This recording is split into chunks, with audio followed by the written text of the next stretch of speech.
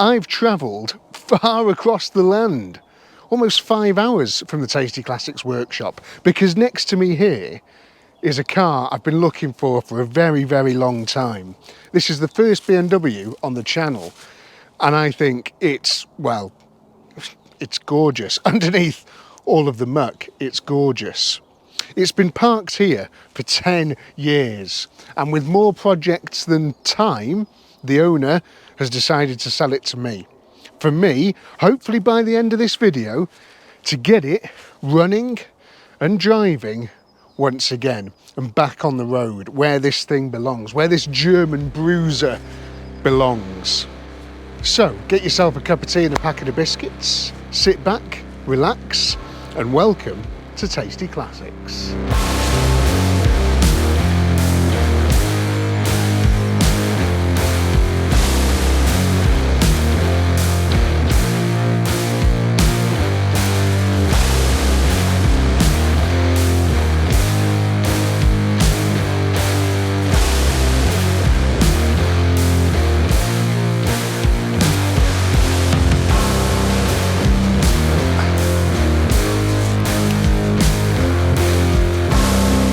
Also a very derelict Morris Marina here, which I think is quite cool, and maybe we might see on another episode. There's quite a few cars here that we might see on another episode.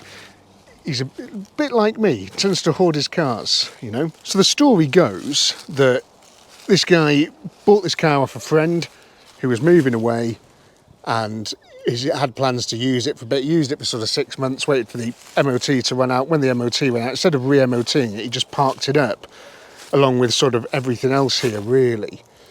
And yeah, the earth has tried to reclaim it, but we're going to try and really avoid that happening, aren't we? Problem I've got is that getting in and out of here, that's my Land Rover, getting in and out of here with the trailer to get this thing back is very, very difficult because it sort of twists and turns and stuff. So getting this thing out of here, winching it out, is difficult because everything's a long way round. So what I'm planning on doing is, believe it or not, I've bought a battery with me, I bought some fresh fuel. I would like to chuck the fuel in, get the battery connected, switch her on, and see if she'll fire up and if she runs. It's heavy. This is a heavy car. This car weighs almost 2 tons. It's no joke. And we've got a selection of spider's webs, which is exactly how we like it in this car. Can you see those? Over there. Delicious ones. Lovely. The interior. Oh my God. It's like brand new. The interior is so nice. 2013 was when it was last on the road. Wow. So it's more than 10 years. 11, 12 years. And look at this thing here. Oh God, I hope that works. Oh, that is so cool. That is the coolest thing ever. Surely we can still put a SIM card in that and use it, can't we? How does it work? Oh, this thing's amazing. Got a nice little slush box there. Any secrets? Tell me. Oh. Okay, is it 2 ashtrays on these? Oh, it's just a little cubby hole. Nice. What's this one? Cup holder or something? Oh, yes. Look at that. Very smart. Don't know what the mileage is and stuff until we hook a battery up, but I don't think it's done astronomical miles. You can sort of tell by how clean everything is. The wear's not bad and stuff. All electric seats. Lots of buttons. I like buttons on things. The wheel looks really good nick, you know.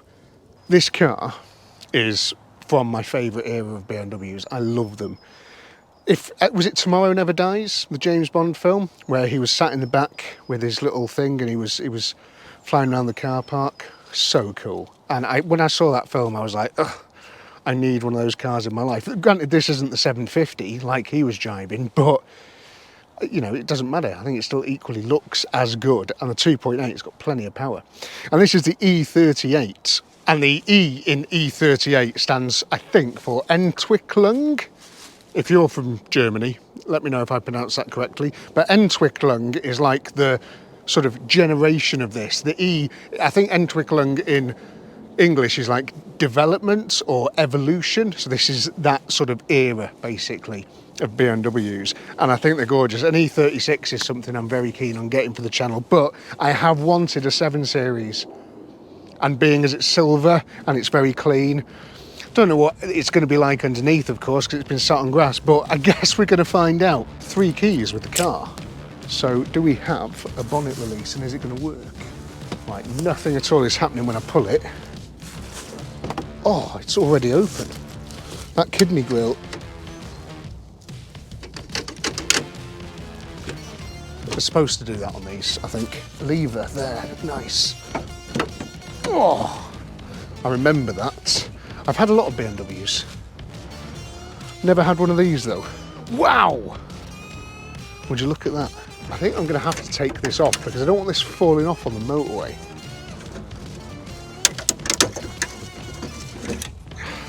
We'll throw that in the back.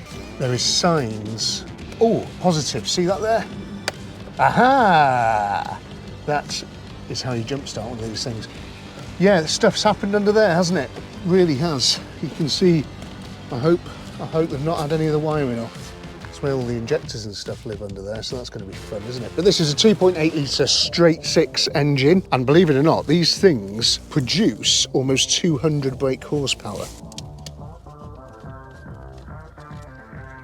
Oh yes, oh nice colour as well. Okay, so there might be a chance that we've got brakes, which is the least of our worries right now. I'm more interested in going rather than stopping. That looks like could do with, probably hasn't had an oil change in a long time. Okay, put that on the wrong way around. Sacrilege. Ah, nice. I don't need to worry about what's in there, but what's in here. Right, I need a oil checking leaf. Let's have a look at what we've got here. Oh, it has oil, and I tell you what, it doesn't look too bad. Oh, that didn't work as well as I thought it was going to. Let's just see exactly where we are level-wise. Oh yeah, perfect. Smells like schnitzels. AC schnitzels. That was a tuning company of BMWs, is a tuning company of BMWs. I think it's schnitzel, you know, like the chicken thing that Germans eat. I don't know. Must be why they called it that, surely. Again, if you're German, let me know. Okay, right then. Ah, oh, everything is sharp in there. I'll tell you what I'm going to do. I'm just going to put a booster pack straight on it. Now, this is the mobile Start Your Bastard 9000. It's quite a big unit, and they have a little cheat code on these, which, if you don't know, means they're not really going to do much for you in situations like this. But that button there that says override, if you connect this to a car that has 0 volts, it will not try and boost start it. You have to override it. Because if it can't detect any voltage, it thinks you've got it on wrong or something. So you've got to make sure you do it the correct way. What's that? Oh my God, it's got a cable throttle. This must be one of the very last cable throttle Zimmers, because I remember the 5 Series around this era, because I had a couple of those, was fly-by-wire. Now the alarm might go off here, if it's got one.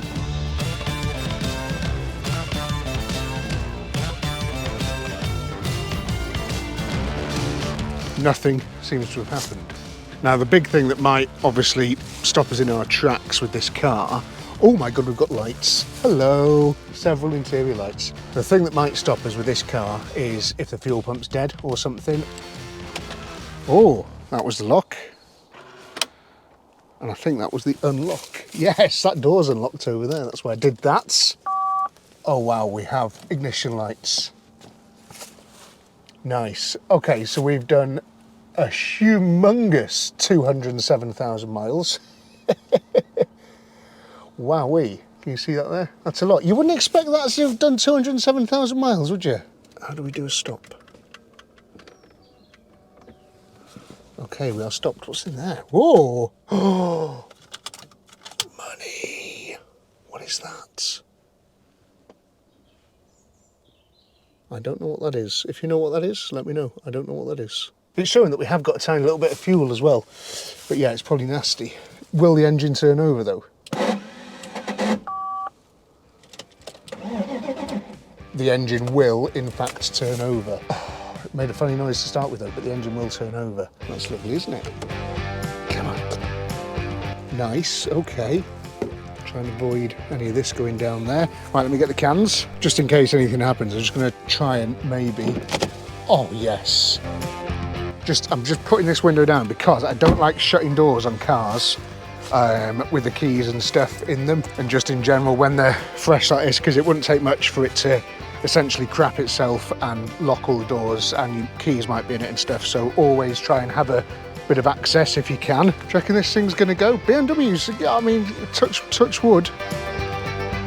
It tends to be fairly reliable. Have I just jinxed that? I don't know. I've got air in both the tyres on the other side. That's amazing, that's great.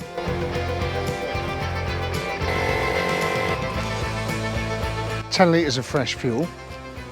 We've got air in all 4 tyres. The only thing left to do now is to twist the key, but I want to see if I can hear the fuel pump, because I haven't heard that yet. But I don't know, maybe the 10 litres of fresh fuel might have helped. No fuel pump. No fuel pump.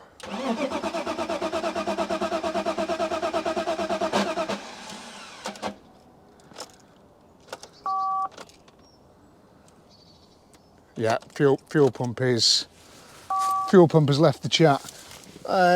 Make sure we're not immobilised in any way. Can hear the phone going on and off though, that's cool. Definitely not hear the fuel pump, which is annoying. I would have liked to have driven it out, but I'm just going to give it a quick Google, find out exactly where it is, see if there's an override function or anything we could stick a few more volts directly into, see if we can bring it back to life, depending on where it is. But if not, we're going to have to get the trailer, spin it around, get this thing back to the workshop and get that changed. I've just been having a quick look under here, because you know what I'm like, I need to try these things.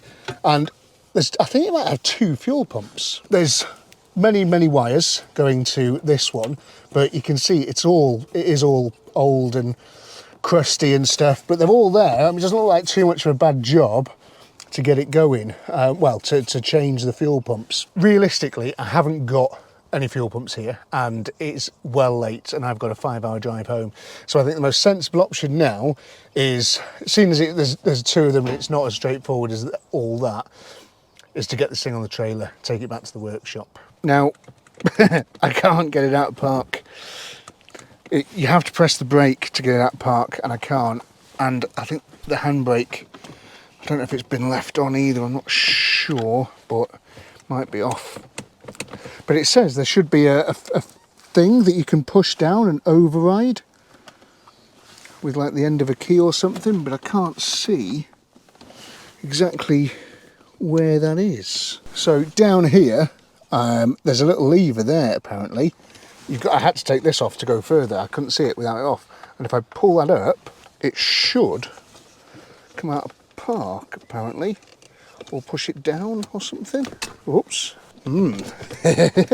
Could be a problem. So the plot is almost as thick as this bracken behind me. I can't get it out of park. I've tried all the little lever and everything. I just can't do it, okay? There's something wrong. I don't know what it is. Maybe it's me. I've trampled all this down and I've managed to open this lovely boot. It's all very good condition. Everything's very nice. Nothing a good 28 psi of jet wash won't sort. And I went to have a look to change the big battery, and it hasn't got a battery in it. And I thought my jump pack wouldn't work if there was no battery. I thought there had to be a circuit there for my jump pack to actually work. But thankfully I've got a brand new big battery, so I'm going to put that in. And I mean, I don't know if that's going to fix anything, but I guess we're about to find out. Okay, here's a big battery. Other way. Ow. Oh, this is great for my back. Oh yes, beautiful. We're in. Battery's connected. What's going to happen now then? Come on, fuel pumps. No fuel pump. Sad, still no fuel pump, but at least might be able to get it out of gear now. I hope. I'm going to try. Yeah, everything's coming to life a little bit more inside, but God, it's just the seized solid. It shouldn't be this hard. I don't think it's anything daft like it won't let you do it if the bonnet's up or anything, or I don't think so. Wouldn't be that, surely. I've got the service book as well, and I'm going through everything here to find like how to do it, and it just doesn't have any information at all about it, about how to do it when the car's not running. For anyone who doesn't understand what's happening as well, when the car, because it's rear wheel drive, when it's in park, the back wheels are locked in place, and I'm not going to be able, it's a heavy car this that's been sat for a very long time. I'm not going to be able to pull it out with the back wheels locked. I know that for certain. I mean, I could probably do it with the Land Rover, but certainly not with the winch. It's going to be dark very, very soon, so there is no way of getting this thing out of gear on there. If you know how to do it, tell me, but it'll be too late by then anyway. I've had a look all online. I see everything that shows it is for different models, newer models than this, which have a little slot for the key and stuff, but there is nothing like those newer models for this car. So we're going to have to try and get it on the trailer with the back wheels locked, and then I'm going to have to figure it out at the workshop. So this is going to go, well, I don't know, let's find out.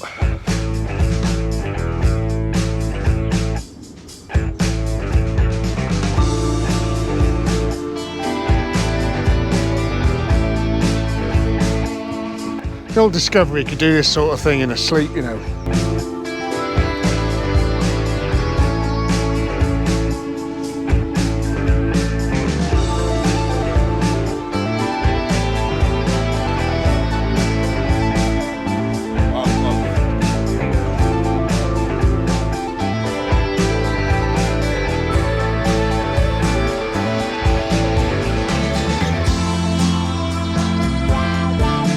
This is harder than it looks.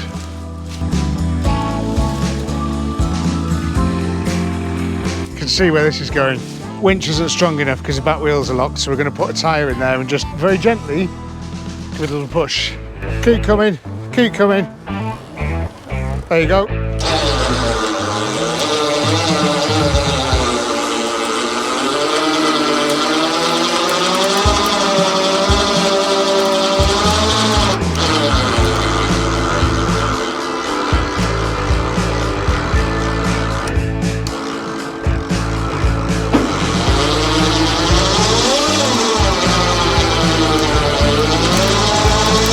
Working a treat, yeah, but I've just got to get the steering.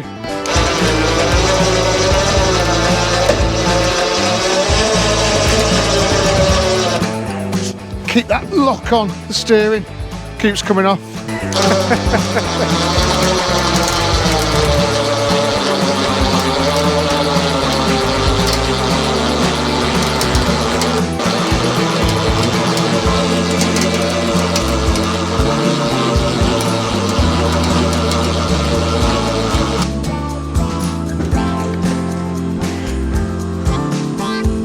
That was a hell of a job, but she's on. Can't believe it. That was a tough old thing to get onto this trailer, but we're right up against it. She's done, she's on, she's coming home, she's coming back to Cheshire, and we're going to get her going again, whatever it takes. Here we are. We've made it to the first services, and boy, is this thing a heavy old bus. Wowee, there's certainly some weight behind her. I tell you what though, she's in a hell of a good shape. Hell of a good shape. Paintwork, everything, real nice. It'd be so nice to sort the mechanicals on this thing and get it as my little sort of, I don't know, cruising, motorway cruiser. If I ever need to go some long distances, that could be the car to do it in, couldn't it? But I'm gonna have to fix it first.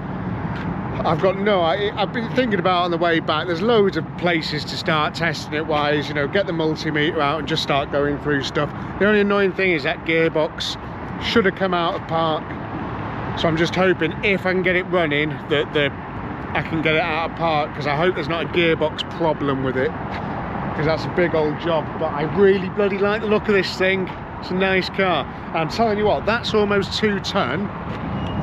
That's 2.7 tons. The trailer's probably 400 kilograms or something. I don't know exactly what the legal sort of the law states about towing and all this sort of stuff, but that doesn't feel like it.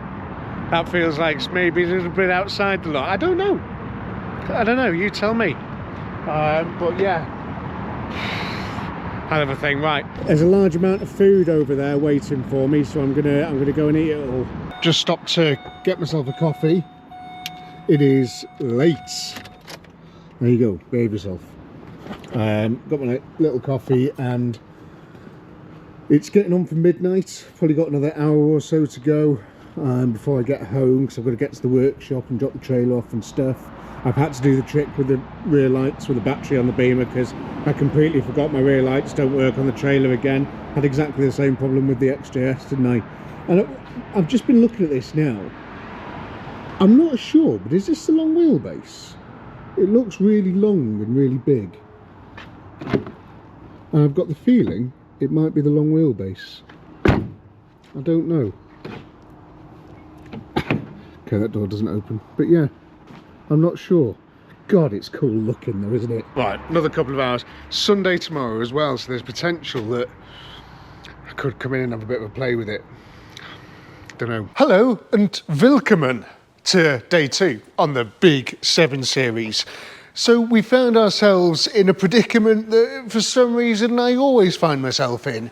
A big, heavy, rear-wheel drive car that is now stuck on the trailer. It's easy to drag something onto a trailer, but how do you get it off again? I could hook it up to the truck maybe and, you know, just pull the trailer out from underneath it and all that sort of stuff. It's possible. However, I've got this thing on a slow charge because the battery died because I was using the lights on the way home, and a better idea would be to see if we can get it going and drive it off. Now, there's a couple of problems with that, right? Problem number 1, despite it being unlocked, I cannot get this door open. Really, really frustrating. Fortunately though, BMW do a cool thing where if you hold your key like that, the windows should go down. Okay, or not maybe. And you can see down there, it's, you know, it's all sealed. I can't get anything into there. I'd like to be able to reach that handle, but anyway, we can get into this back door for now. A few things I want to find out, like, do we have power going to things? What's that over there, you know? I think that might be the fuel sender, and this is the fuel pump. There's a fuel pipe. I don't know if you can see there, going to this, which must be from the fuel pump. Again, not 100% sure, but we can take all that out. It'd be amazing if the problem lies solely with just putting a fuel pump on it. That'd be great. We're never that lucky though, ever. One other thing that's a little bit concerning, I mean not massively, but a little bit, is everything's wet in this boot. And this is where a lot of the fuses are and the fuel pump relays and stuff. And this is soaking wet. And it's been up against that for ages. I can't get into the other side either. How annoying. Interior door handle. Completely stuck fast. What about this side? Oh God, this isn't good.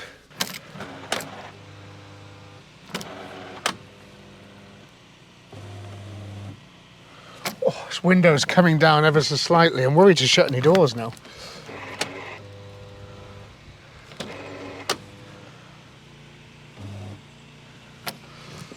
Okay, can I get in?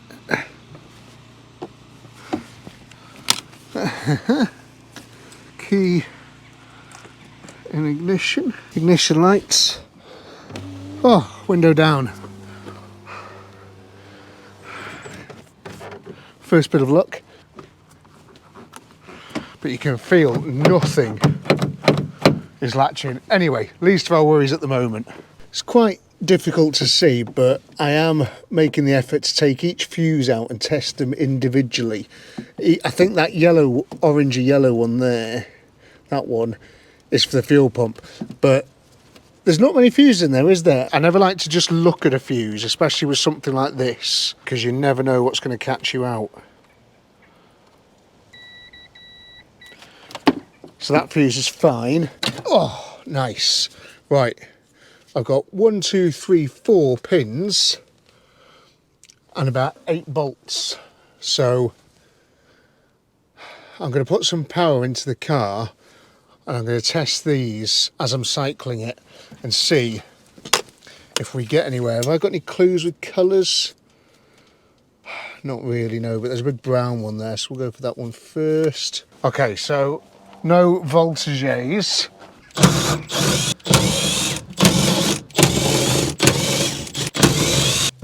These clips are such a pain to get off. Oh, bloody hell. Well, there's a bit of pressure in that, which is interesting, isn't it? Why pressure? Interesting. Right, let's try that again. The fuel looks nice and clean and stuff, and the fuel tank looks clean inside. What I could do is feed 12 volts directly to that. I am reluctant though, because it is full of fuel. And if I make a spark, it's going to go boom and we'll all die. How does this thing come out though? It's not like its own little suspension. Okay. It's only now become apparent that I could just take the whole cradle off. That's fine. But yeah, it's on its own little suspension thing. That's cool. But yeah, filter's nice and clean and stuff. That could all be worse. As you can tell by the fact that there's fuel now everywhere, I just got the answer that I didn't really want.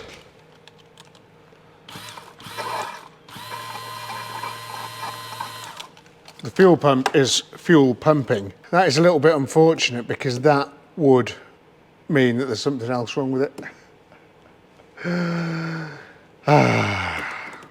What I could do though is, because this is just 2 basic cables, I could plunge this back into the tank, make a couple of wires and try and essentially run the car without going through the wiring of the car, wiring it up separately, in order for us to see if the thing will start. Okay, my fuel pump is all hot wired, so I'm hoping that's going to work, unless there's another fuel pump there that needs twice the pressure or something else is wrong, injectors wise and stuff. Got my little setup here. All I need to do is switch this on and then twist the key. Here we go. Now I'm hoping that noise is the fuel circulating around the whole system of the car. Ignition is on. Ignition lights look good, everything else looks good. Just made a weird noise. Come on baby, fire up.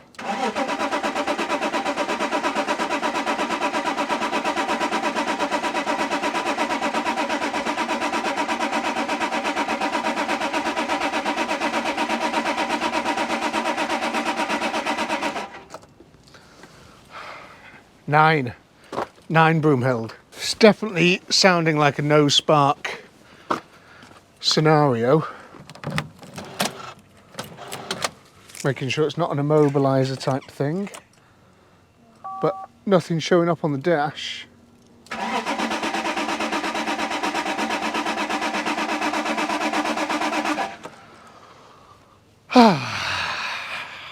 I don't know if you remember this bit, but this is all from animals, right?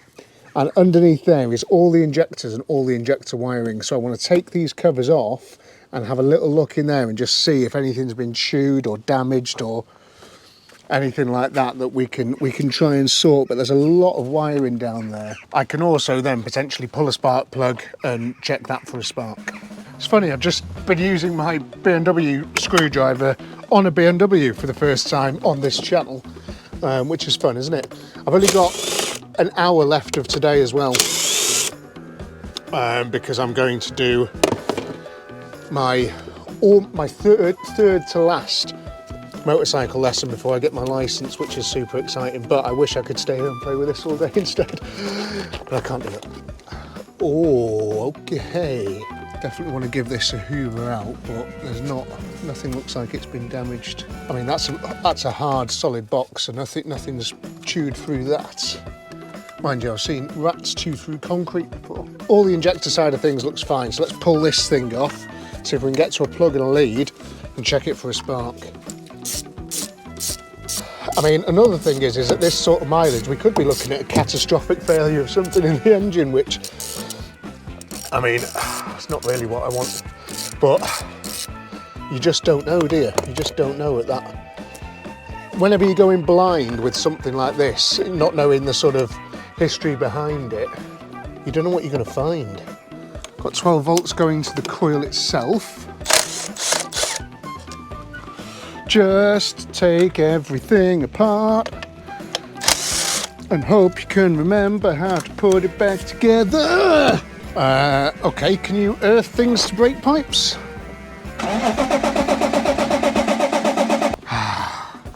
It would seem we are having a malfunction.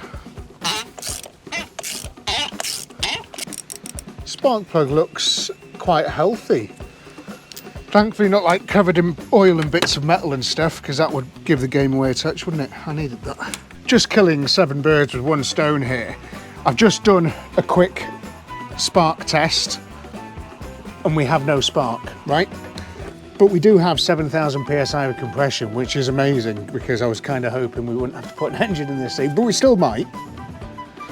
But I've got no spark, got no fuel pump, I've got no spark. So I don't really know what's going on there. Do you need the... I'm going to try and plug the fuel pump back into the car to see if that wiring circuit needs to be complete before it'll send a spark. They have like a electric water pump in these things. Well, I don't know if it's specifically these things, but in more modern cars, to sort of, if you're parked up, it will continue the flow. If you've got the engine switched off, continue the flow of coolant. So if it's hot, you can still have hot heaters in the car, which is pretty cool, but I think that might be what I'm hearing. Anyway, what were we doing? My kingdom from an earth. Got compression, but we've got no sparks. And we've got no fuel pump. So I'm going to see if those two conditions are caused by cranky crank sensor. I don't think there's any OBDs on this car. There might be an OBD1 or something. I'll have a little look for that as well. See if I don't think my reader would read anything from this car, but we'll have a little look as well. Not being able to open the front doors is tricky, isn't it? Apparently, we do have something hiding there. Okay, and it looks like my reader will plug into that. Okay, so ignition on. I haven't connected these things, but surely that's not going to affect anything, is it? But who knows? Right, OBD1, come on, OBD2? What is it? What does OBD mean? Onboard diagnostics, maybe? I don't know. O2 sensor, please refer to P1250. Let me take some photos of these and see what they are. I'll go to the computer. Playtime is over. I've tested both relays. There's 2 relays in the back. One of them's fuel pump. One of them does something we'll never know. But I've tested them and they both click, and I've swapped them over, just in case one was faulty, and just swapping them over and stuff. Still the same. So I've had a quick look at those codes that I pulled up, and the codes are, there's nothing that would stop it running, trying to run. Saying like O2 sensor and fuel pump pressure and all that sort of stuff. And there's nothing that would really sort of inhibit the car actually starting, or the fuel pump coming on, or getting a spark or anything like that. So I don't think they have any problems. It's not thrown up a code for crank sensor, but I don't know if it would have to run before it can throw that up. But the only other thing I can really think that would cause no spark and no fuel pump would be the crank sensor, because if the ECU isn't getting any reading from the crank sensor, then it's not going to be able to tell the fuel pump what to do, and it's going to shut it down just in case it thinks it's pouring fuel everywhere. And it's the same with the spark. It's not going to know when to spark, because the crank sensor tells the coil packs when to spark. It's a completely different day than it was before. This is a Delphi crank sensor. It looks like it hasn't got a cable on it, so I think it's one in the gearbox from what I've seen online. I don't really know. I don't know where it is. It's either down here somewhere or it's by the gearbox. And the only way for me to really find that out is to shuffle my fat body underneath this trailer. I've just noticed that tyre's gone bald as well. Oh dear. Need a new trailer tyre. Are they all like that? Okay, now there must be some serious alignment issues going on there, I think. Something's not right. Maybe I've clipped it at some point, I don't know. What's the other side like? That one's fine and that one's fine. Ooh, the underside. Tell you what, the subframe and the chassis is immaculate, isn't it? Oh no, hang on, wait, this is my trailer. This is the car. Oh look, there's a bramble. That was about to go in my ear, so we'll just pop that there. That's very sharp. Hope I don't get stuck under here. This is gearbox pan. And this is, right, crossheads. I did think it has been held on by tie wraps. Okay. Oh, that's the gear link. I wonder if we could get it out of park down here as well. Because then I could roll it off the trailer.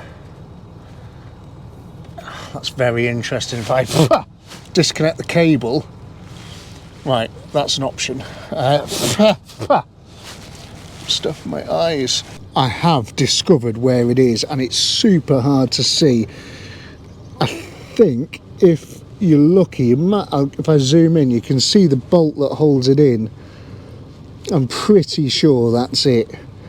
So I might be able to get my hand in there and do it, potentially. Can't see any other way. But yeah, I think that might be the one. Look at all this stuff here as well. But yeah, none of the wires are chewed or anything. Genuinely, I can't even begin to imagine that this crank sensor is going to make this car start. It's just not going to at all. There's no way.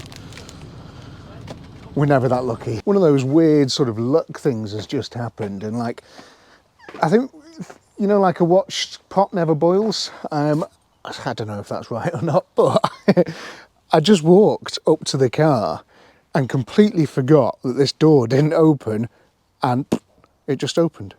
It just completely opened. And it just first time opened. The other side doesn't, but amazing. So I've pulled this thing off. I've pushed all of this round here and I've been testing it with a screwdriver of making it lock and unlock, and I've done that several thousand times. And the door is now fully working again. That's pretty good. Anyway, right, I need to get this crank sensor out.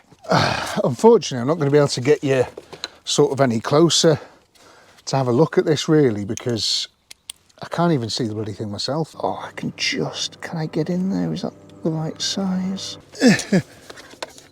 Do it purely by feel.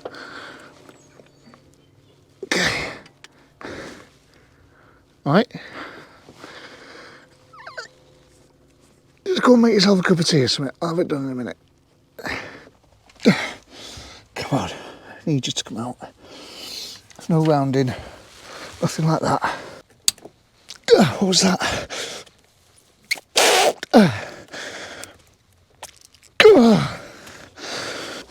Whoever tightened this up,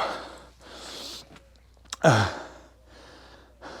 want to find them, go to the house, and I will set the garden on fire.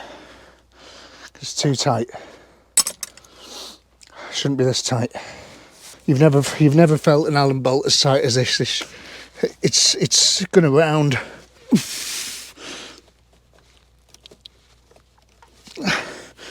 Please, people. God, it all fell. I don't believe it. I don't believe it.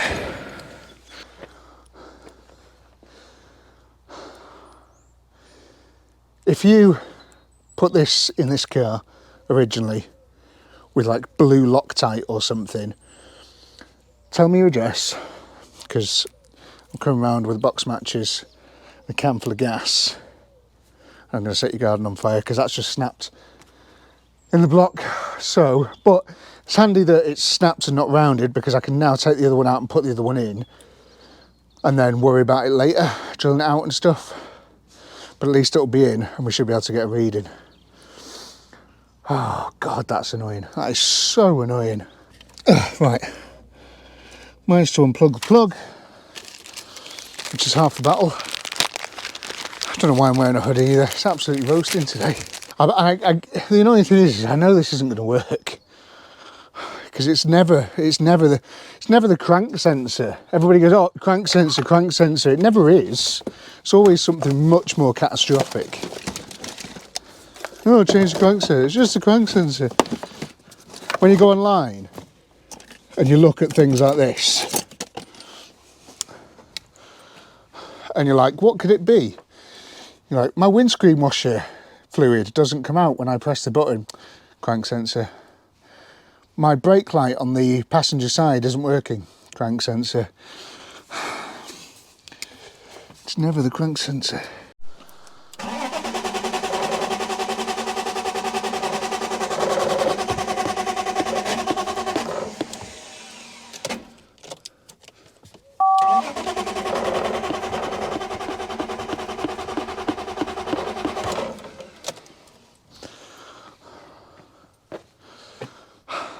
No dice. And I've plugged the crank sensor all the way home now. No dice. Okay, that's more plan B.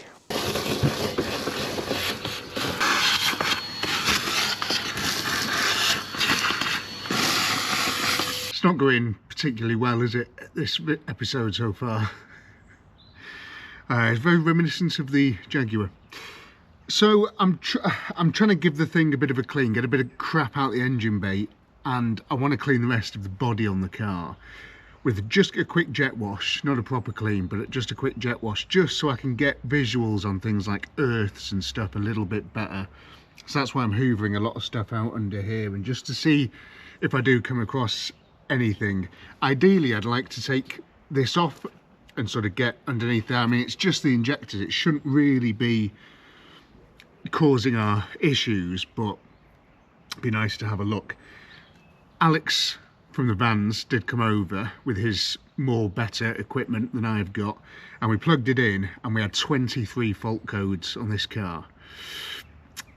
So not ideal, and it's something to do with the throttle, something to do with the gearbox, ECU and stuff, so it's just a bit of a faff. I'm having to deal with bolts that sort of look like that.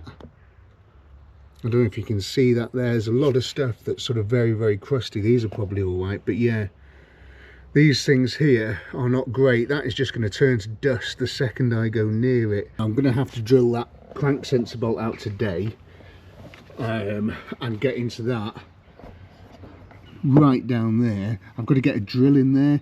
It's going to be nearly impossible to do that. I don't know how I'm going to do it. I don't know what I'm going to do. It's not going great. I was hoping this would be battery, fuel pump, something like that, you know, this car, but it's turning into a bit of a problem. First BMW on the channel, not going well. Anyway, I need to get it sorted. I will get this thing sorted.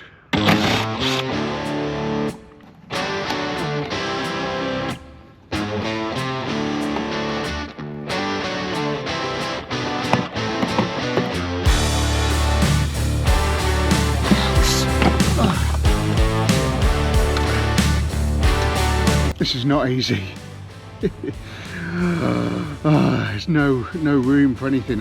It doesn't. The crank sensor, I don't think it has to be in exactly that position. It just needs to be in the hole, and that hole is just to clamp it in place. So there's potential. I've put a hole next to it, and there's potential I might be able to put a little self tapper in there to hold it in. But I'll show you. How well can you see that there? See that little hole and stuff? It's roughly sort of where it is. Just need to potentially make it a little bit bigger, but trying to get the drill sort of down in there, it's no easy feat. That wasn't too bad. Will it work? Probably not. Is it a bolt out of a Ford F-250 that's American size, and it was the only bolt that I had that would fit, and it was self-tapping? Yeah, but whatever, you know, if it works, it's not stupid. There you go. Could be worse, couldn't it? I mean, she's in pretty much exactly where she should be. Potentially can put that one to bed for the moment, which is good. So next up, I can see a lot of this stuff a lot better now, but nothing is out of the ordinary. Everything's fine. There's no, all these wires have got these things round them, and nothing's been chewed, or, you know, there's just, everything's in good condition really, nothing bad. Everything that's supposed to be okay is in fact okay. Just trying to sort of get my head around how this gear lever actually works and stuff, and I've been looking for what's been locking it in place, and it's down there somewhere. I can't get into what's actually locking it in place. I think it's something to do with this. I think the problem actually lies with the brake pedal, because I can't hear the switch and I can't see anything move. And there's a switch on the brake pedal that tells the gear lever to move because you press the brake. So I think we need a brake switch. So I'm going to get one of those ordered anyway, just to get that swapped over. But for now, this is the gear linkage, and it's held in place by this little clip. So I've managed to remove this clip, and now I've pulled it into what I think is neutral. I've pumped the suspension up on the Discovery, so we're at a bit of an angle. The car hopefully wants to go that way. If we roll now, I'm going to be so happy. Oh yes, look at that, come on. Oh, thank God for that.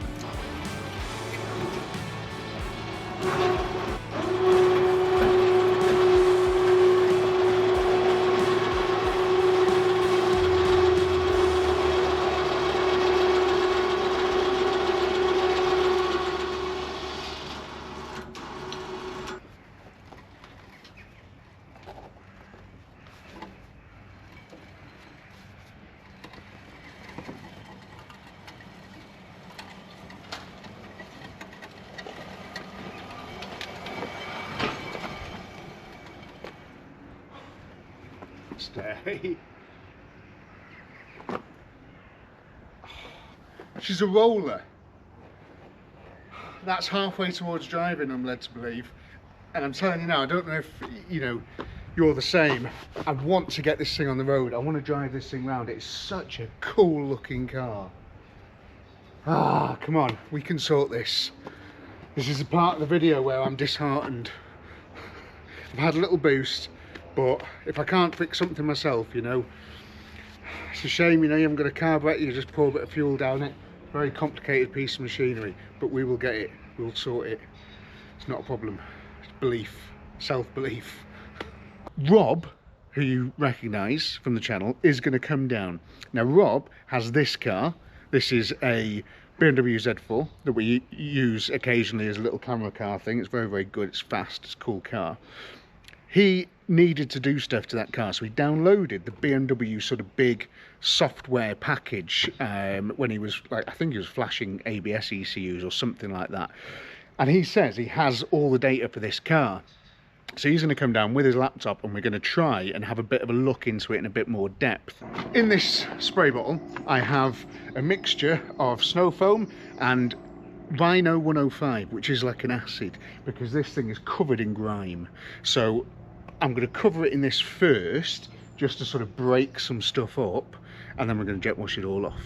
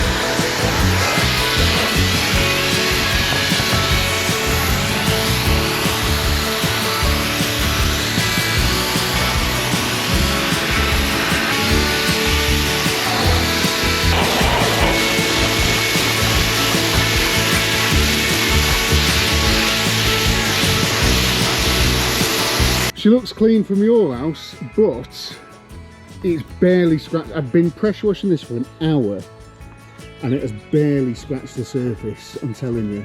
It is one of the dirtiest cars ever because there's so many of these little seals and bits and things everywhere. Everything's underneath it. So every time you put the jet wash near it, it just fires stuff out. So you've just got to be on it for ages just to get it clean, you know. But it's not looking too bad. It's starting to take a little bit of shape, which is nice. All I need to do now is to get it running. And for that, I have a special tool. Thanks, pal. So, as you all know, I do own a Z4, which when I bought it had a few problems, which also meant buying diagnostic cables, Nice. BMW software, and now my ancient brick of a laptop. This bad boy dates back to 2012. I bought this. This was the first present I bought myself when I got my first job out of uni. Nice. It's still really good for running old diagnostic programs, so yeah, kept hold of it. Amazing. Right, let's get it plugged in and see what it says. Wow, look at that, some kind of go-kart. Very cool. Man, very fast go-kart with a very fast driver. So what is this diagnostic equipment and it compared to, say, my Autel? So this is an old BMW program called ATKA, which used to be the dealership, IMPA. So this used to be the BMW toolset before they modernised it. Wow. So car of this age should be no problem. Nice. Yeah, all the E-series stuff. Yeah. So what is this? An E38. E38. Doesn't have that listed. Doesn't. Oh shit. Old models, F9. Old models, there we go. E38. Oh, sick. Right. Do you want the key? We need a key. It's M52, isn't it? It is. So what have we got? 23 faults. 23 faults in here. Nice, that's a lovely number. That's 3 lambda faults. Motor throttle clapper, MDK mechanische. Yep. Just try, keep quick and clear until they all disappear. So we, cleared those 23 and now read it again and we've got 12. And now there's a shadow memory, whatever that means, which has 19 codes in. Oh God. Still just getting a plethora of faults. I've been trying to disconnect the big sort of plugs and stuff, injector plug there and whatever the heck that is. And yeah, they're all clean, nice, nothing bad, nothing awkward. Everything else is in good nick. All the earths and stuff are excellent, you know, no cause of alarm, everything's looking good. Weirdly that light's on, but whatever. Nothing obvious on the diagnostic at all, nothing that would point to no fuel pump and no spark. That there is the throttle butterfly and it's rock solid. You can't move it with your hand, and you'd imagine you'd be able to move that with, you know, even just a little bit, but it's rock solid. And that's made me think, if the car can't move the throttle, it might be, if it doesn't get a signal, it might be going, well, we're not going to start because it doesn't know if the throttle's wide open, so it wouldn't start. Or it can't start because it's closed, so it can't kick the fuel pump and the spark plugs into life. It's only a theory, but it's interesting. And I've just been hitting this with plus gas and a hammer, and now this is opening, which is kind of cool. No, yeah, let's see. So when I was on one before, there was a digital display here for full throttle. Is that, if I actuate that now, is it actually moving the throttle? Yeah, it is. Right, go on then.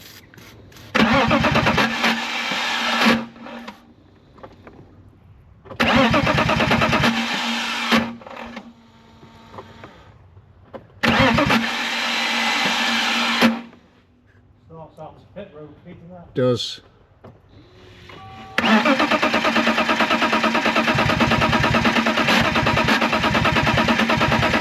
No, no spark there, is there? Something mental has just happened. I'll try again.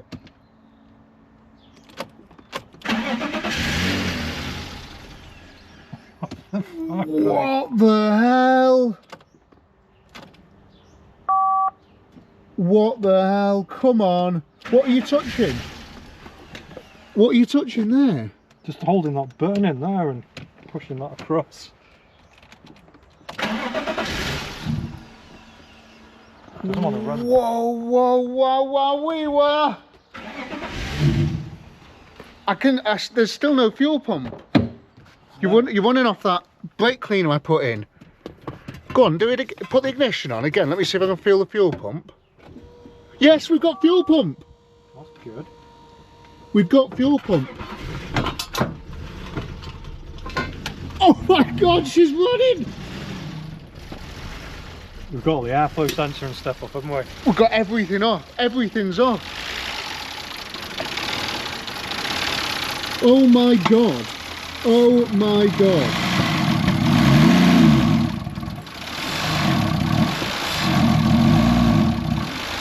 Oh my God. Yes! Come on, you absolute machine. Come back to life. Come back to life. Come on.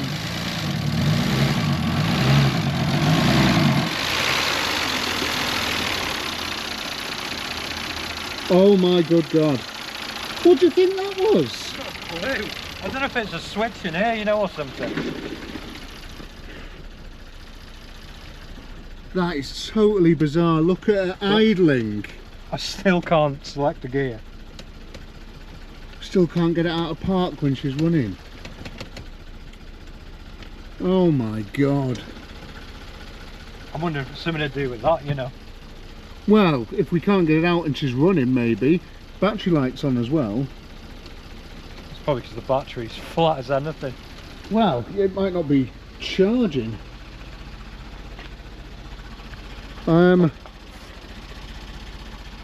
Oh my God, I don't know what to... I am at a loss. Take your foot off the brake. On. That brake switch is working, which I think controls the park as well. I can't believe we've got... So we've I now can't got believe we've got 4 codes in here, which could be related to the fact that we are now running. And let's see what those 4 codes were. One's airflow meter, just get rubbed down. Whatever happens, just get rubbed down. That's amazing. So one's definitely airflow meter, which would make sense because we're not. Well, shall I start chucking all that back together? I think we should. Right, I'm going to put all that back So we've got together. the control unit, self-test, internal error, plausibility, system engine, throttle valve, which we've got in pieces anyway. Mass airflow signal, which is expected as we've not got the math on. And then the last one, something to do with the pedal, I think. Plausibility of brake light switch / pedal valve sensor. So that'll be why it won't come out of park, potentially. Potentially, yeah. I have ordered one of those from the internet. But it's working on here, so I can actually test it. Dead frustrating. We've gone to start putting stuff back together, and I just wanted to check that the alternator was actually turning over, and now she won't start again. But the fuel pump's going, which we didn't have before. The fuel pump's it is working, but there is, and I've tried spraying a bit of stuff down there, so I think we've gone back to no spark. We didn't do anything really. Rob was playing with the park button, and I can't imagine that. Wouldn't it stop it cranking?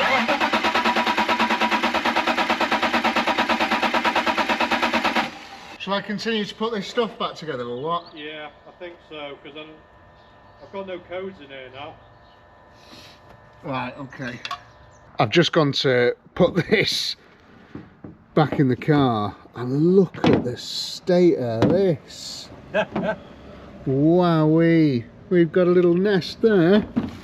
Good job we didn't run it with all that in there. It would have gone straight into the engine.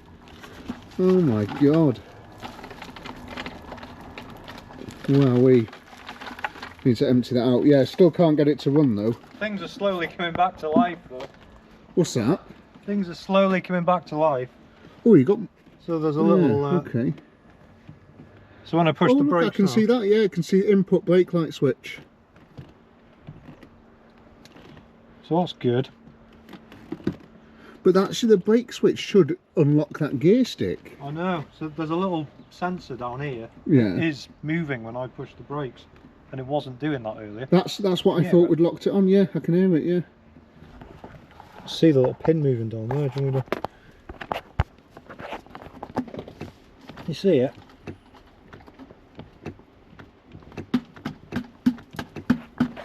It's low electronic technology. But yeah, we're getting getting some feedback there anyway. Probably half an hour or so later, we've still been at it and we just can't get it to fire up again. But the fuel pump's constantly coming on now, which is great. And a few other things like seem to be working, but just nada on the spark.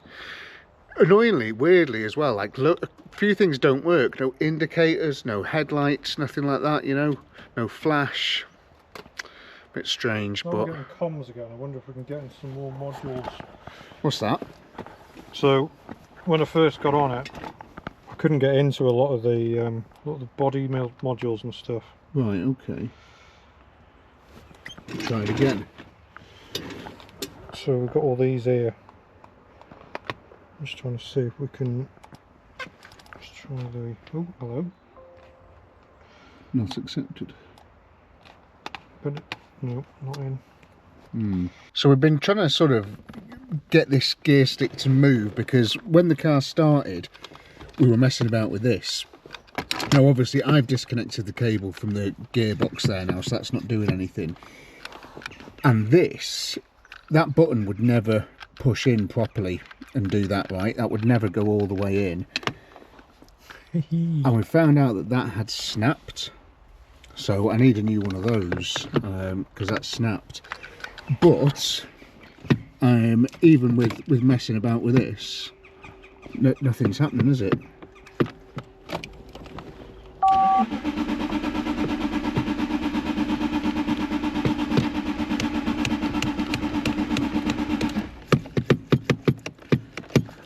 Interesting. Oh, so frustrating. We've got fuel. Would you put it on again? Have we got fuel pump? Yeah.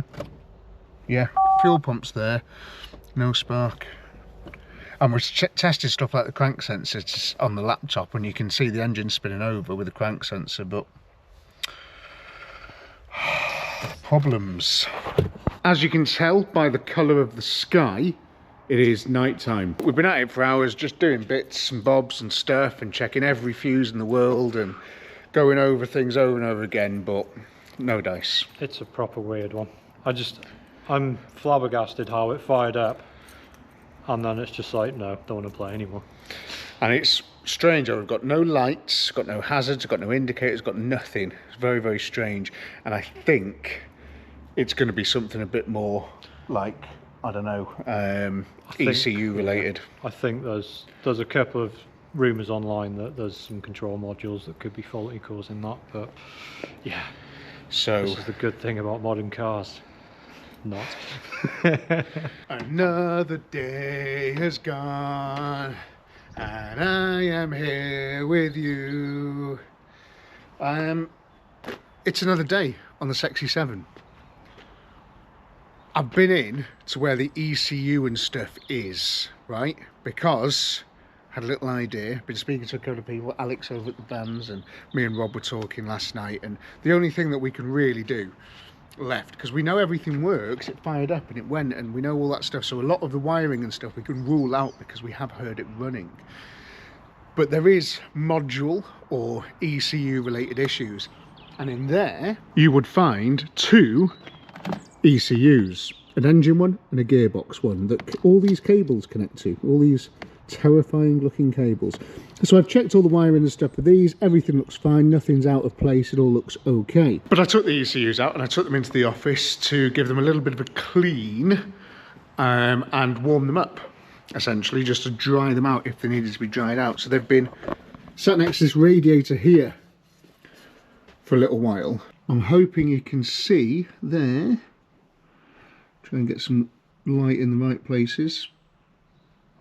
Look at all those connections. They are, that one at the top specifically there, they are all dodgy. They're rubbish. They're not good connections. So I'm going to sit in the office now, take my time, just do it, you know, methodically, gently. Alex has lent me his nail file. which is good. So I'm going to give this a really nice little, very fine nail file. So I'm going to use that. I'm also going to use a couple of very small wire brushes that I've got, like these here, where it's not too hard, so you're not going to bend the pins. They're quite nice, so I'm going to use those. And also a bit of the electrical contact cleaner. Battery's reconnected, everything's reconnected in there. I mean, we're never this lucky, are we? But let's give it a go. When I put the key in now and turn it, I need to see if I can hear the fuel pump. If that comes on, we might be within a chance.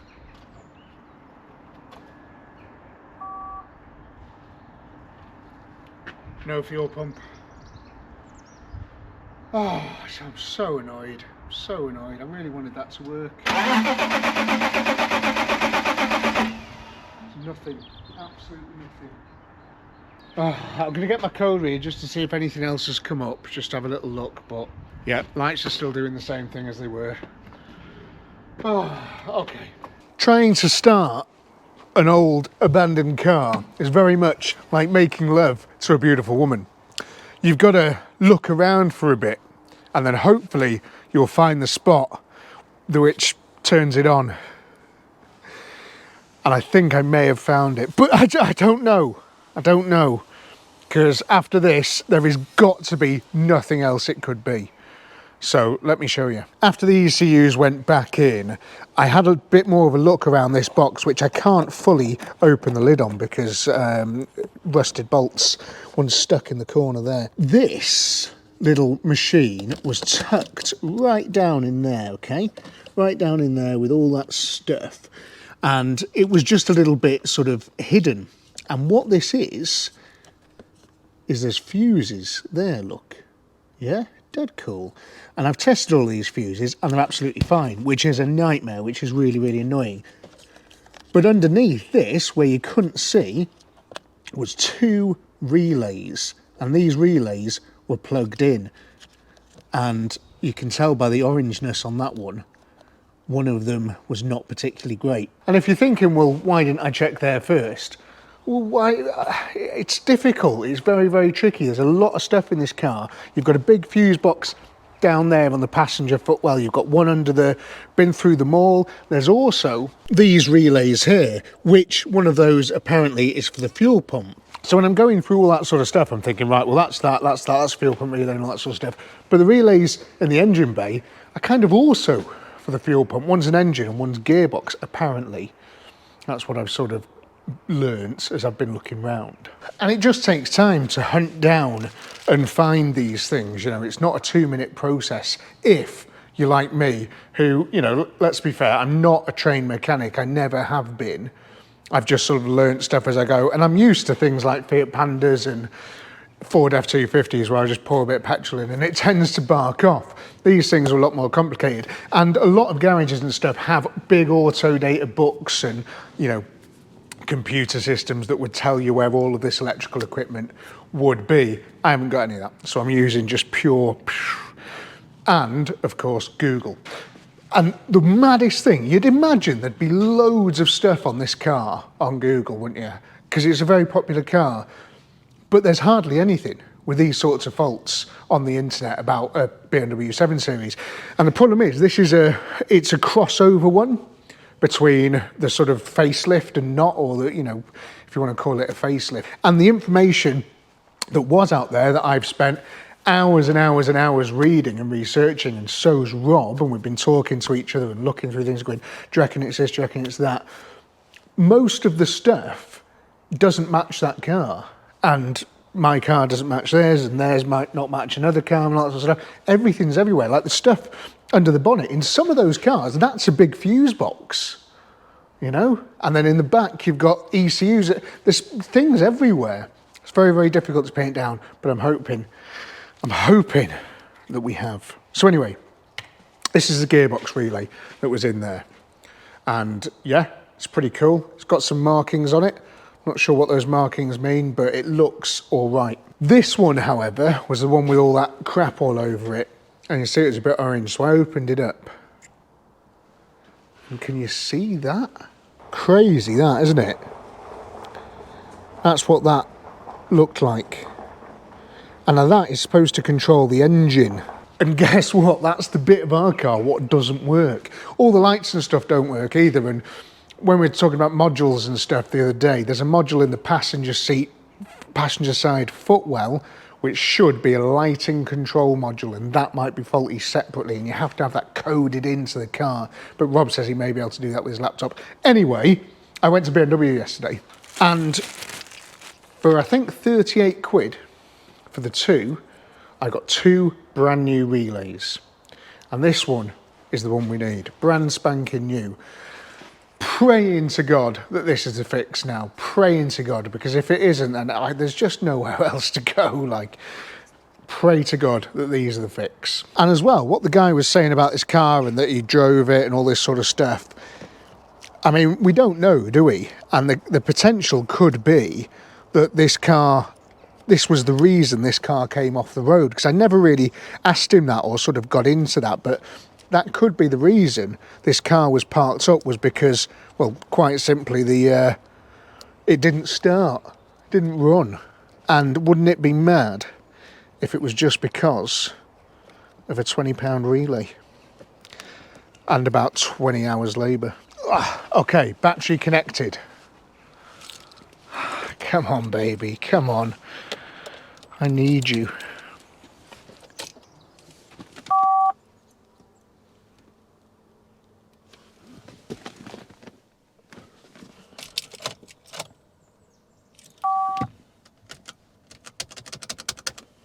I don't believe it, I've still got no fuel pump. Why? No fuel pump.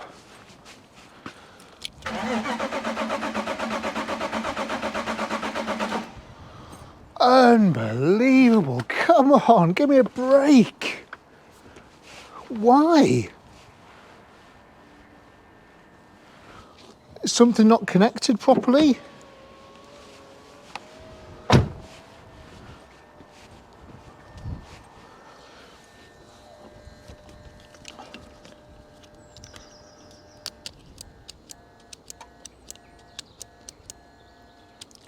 It's making connections there. Let's test those fuses again, I think. This is crazy.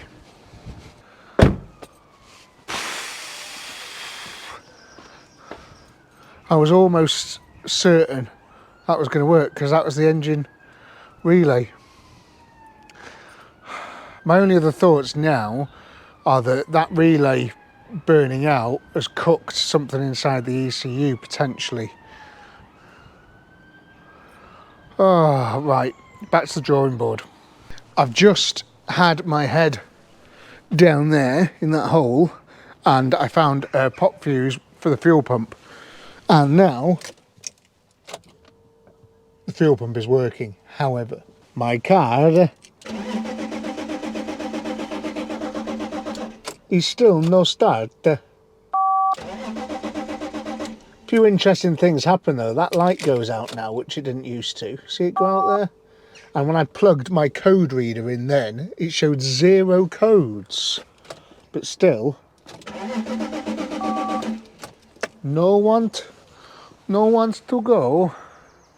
Oh.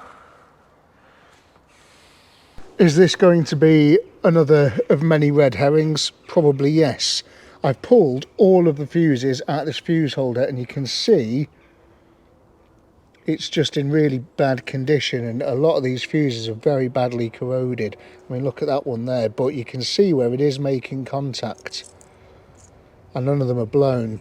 I'm going to clean these things up here. I've got a little pick which I'm using just to clean all these up, and I'm going to put new fuses in them, and then it still won't start because that's just the luck we're having with this car. But I'm going to do that now. I've checked all the other fuses on the other car, I've pulled them all out and they're all fine. It's just those there that were dirty, so let's just do that, and then failing that, I've got a can full of petrol there and a box of matches, so we could paint it bronze. Fuses first. Here we go again then. I've done it all. What do you reckon? Is it going to work? Got fuel pump.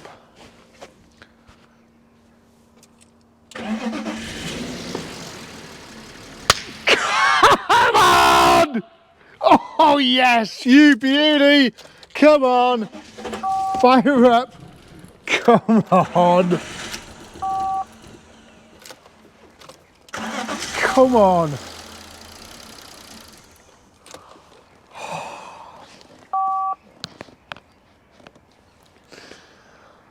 Oh, don't believe this. Come on, keep running, come on.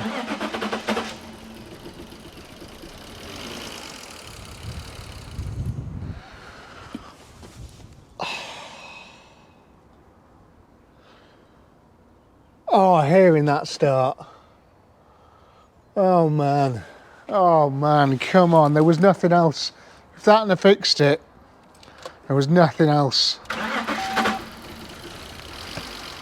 Why are you dying though? Don't die, stay running for a bit. We've still got fuel pump.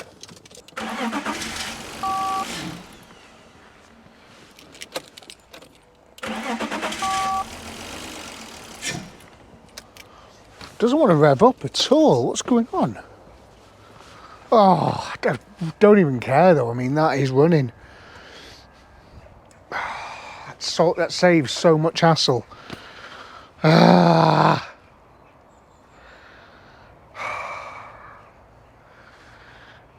Million bad connections, million sins with this car so far. It's still not running, but snapped gear stick thing, that burnt out relay, the corroded fuses inside, probably loads of other stuff. Ah, come on. We're not out the woods yet by the sounds of it. Does want to die. It's fuel related, I'm pretty sure. I don't know. Let me put all that fuse boxy sort of stuff back together though, because the fuses are just loosely held in right now. I'll have a bit of another look, but she's firing and that is very close to running. She's running, kind of, it's close. Maybe it needs more fuel, maybe the fuel's bad. I don't know, I'll have a look. I've done something, right? And if it works, I'll tell you what I did.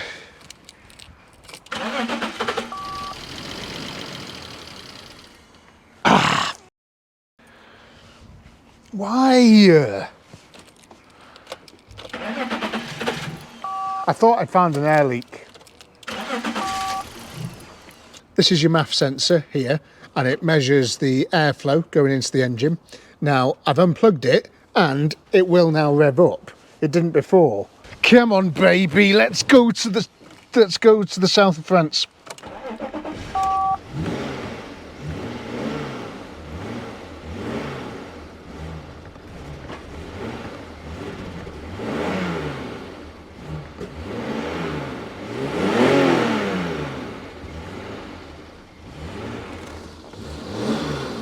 She's having a good old smoke. Blow all those cobwebs out. Come on. Right, I think I need a new MAF sensor then.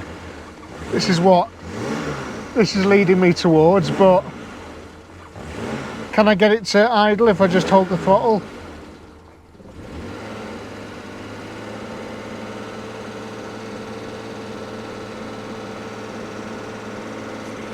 Come on. Oh, I'm so happy.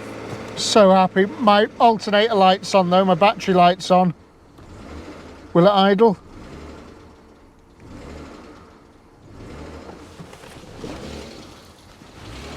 What happens if I plug the MAF back in?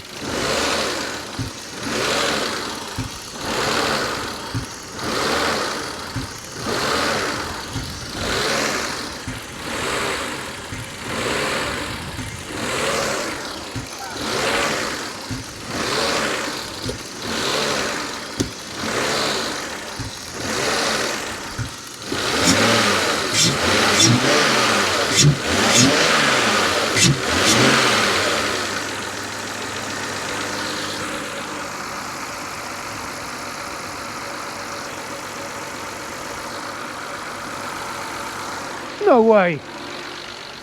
Is she working? She's idling at a proper RPM.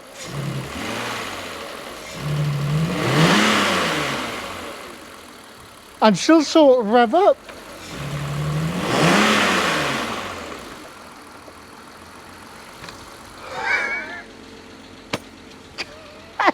so pleased. First BMW on the channel. Oh, is someone using a sewing machine around here somewhere? Oh no, it's this engine. This is brilliant news.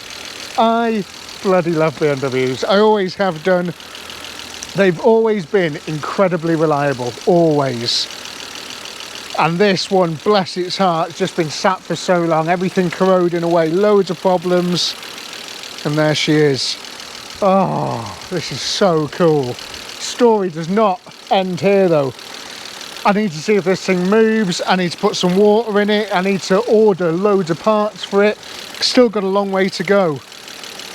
Oh man alive. Right, before I do anything, let's get some coolant in it.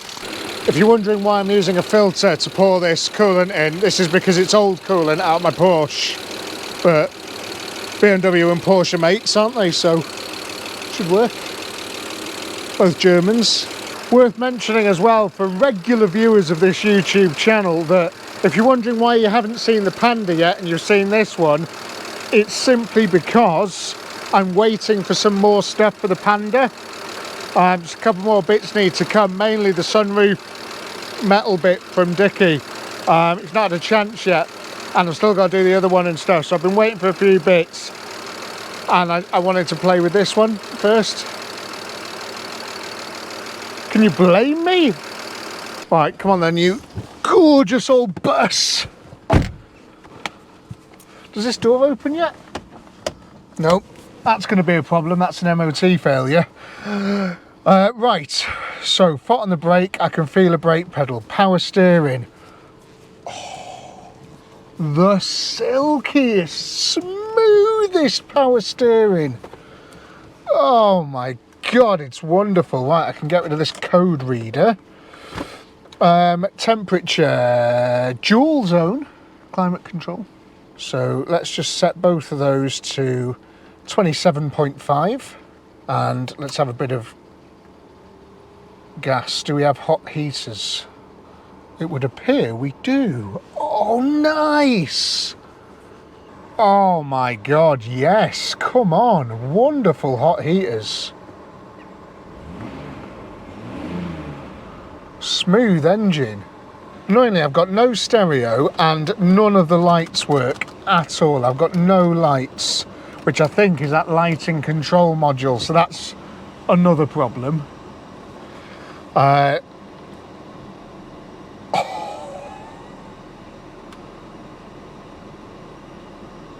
Come on, baby. Don't hit the rascal. Oh, the charger's back there.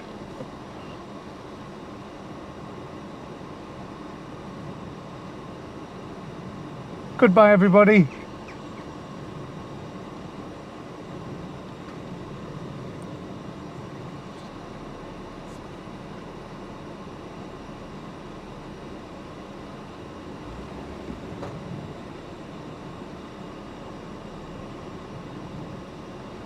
I can hear the brakes, but wow. She moves, the gearbox works. This is phenomenal. What else? I've not got anything else to play with. The cruise control turns on and off, that's good. Look at that. God, even the wipers are all right. Oh man, what about the phone? Hi, yeah, buy, sell, buy, sell, sell, buy. Buy them high, buy the stocks high. Sell them, yeah. Okay, I'm busy, I've got to go. Doing a video, YouTube. Okay, bye, bye. So that's my agent. This thing's a dream. This thing's a dream. Battery light is on though, so I'm just going to get my multimeter and we're just going to test that. Okay, what sort of volts are we looking at here? Yeah, we are not charging. That's annoying, so we're probably going to need an alternator, to be fair. Would make sense with the mileage and stuff that it's done, you know, that's fair really. Okay, I'm just going to clear the path and I want to take this thing for a spin around the yard. Don't know why, I just fancy it. Would you like a quick exhaust check? Hear this straight six. I think that'd be fun, wouldn't it?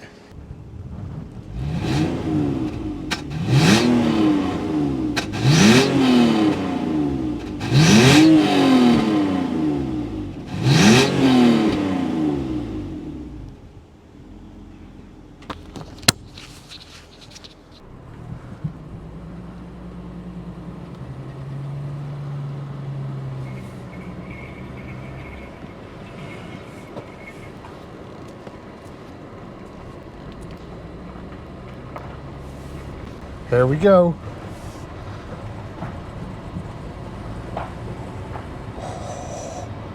Smooth, smooth like a silk, soft and bubbly, wrap me up like a quilt. What song's that? We're cruising. We are cruising. So the brakes do work, but they also make the most hideous noise. This is absolutely fabulous, this car. It's the comfiest thing in the world as well. We're gonna have to order a lot of parts to this and fit a lot of new things and hopefully make it a bit nicer. We've got to spend a bit of money, but there's still money in the kitty. Now that I've managed to make it run and it drives and all this sort of stuff, we can spend a bit of money. This car only cost me £1,500. Not an awful lot really for one of these. In the condition that it's in, granted it needs a lot of spending on it, but you know, could be a nice thing when it's done.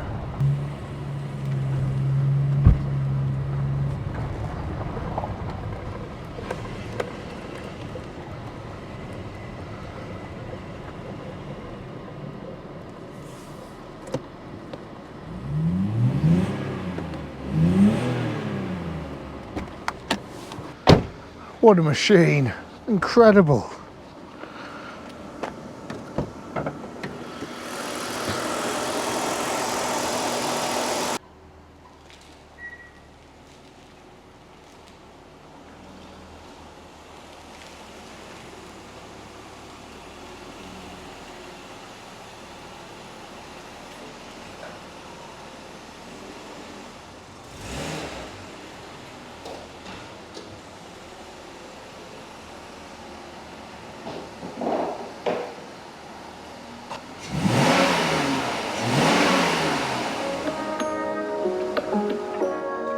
So while I'm doing that, because this is costing an absolute fortune and taking me so long to do, if you fancy supporting the channel, you can by buying some of this cool gear. You've got all sorts of stuff there that you could buy, and it's all available from this address. And by buying cool stuff like that, you do help to support the channel and avoid me having to do all that car vertical stuff. Don't really want to particularly get involved in, if I can avoid it.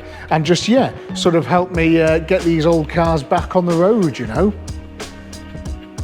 Time is a cruel, cruel mistress. All these bolts are like rough, yeah? Everything's very, very rusty, including bits of the car. And that one I just managed to get out by the skin of its teeth, but this one here, it's just made of cheese. Nothing's happening in there. It's completely gone circular. All these are undone, but that isn't. A faff. I'm gonna try and take the others off, see how far I can get with them. That's dead now though. That's completely dead. I've got a locking wheel nut removal tool, but come on, Beamer. We want to go back on the road, don't we? Come on, let's not give me things like this all the time. Let's just do something straightforward for once.